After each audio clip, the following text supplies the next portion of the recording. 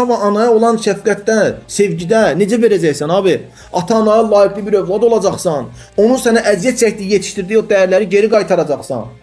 Ondan sonra onun sənə verdiyi tərbiyənin haqqını geri verəcəksən. Yaşlandıqları və sənin üzərinə qaldıqları zaman onların qulluqlarında duracaqsan. Ata-ana olan, yəni sevgi, mən aşiq qaldım. Eşdir mehrabı uca göy, şeir dinlədim, axdım, töküldüm. 2 dənə TikTokda arxa fonda mahnıda ağladım, durdum. Şeydir, sonra anam çağırdı, "Da var arvad."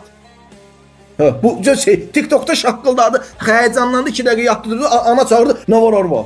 Durdu. Elə ki bayaqdan TikTokda anan ailəsinə qulaq asan bu deyildi.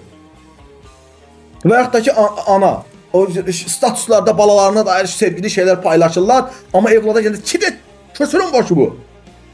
Yəni bu manyakizm sevgi deyilən şey bu hardan çıxdı? Yəni gör nə qədər ipin uzun qaçırmışıq ki, həqiqətən. Qulaq asdığımız, ruhumuz istədiyini bilirik nədir, amma niyə tökə bilmirik, əmələ tökə bilmirik. Yəni yenə bizdə bilgi bütləşməsi baş verir. O sevgini xarakterizə olaraq nə olduğunu bilirik, amma əməli olaraq yaşaya bilmirik. Çünki o əsl sevgidən hamı ləzzət alır. Görürsünüz əzizim? O eşq uca göylərin şeirlərinə qulaq asasa, ruhu qidalandıran musiqilərə, Quranlara, nələrə, sevgini tərənnüm edən şeirlərə qulaq asada qutarırıq. Şeirin sonunda cəhənnəmə çayımı gətir. Elə bir şeirdən heç bir qram əsamə oxunmamış. Elə orada layla oxurdu. Sən yatasan deyə.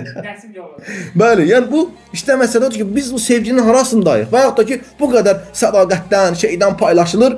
Caq. Sən xoşuma gəlmədin. Mənə 12 minlik mebel gətirmək üçün mən artıq nişanımı geri qaytarıram.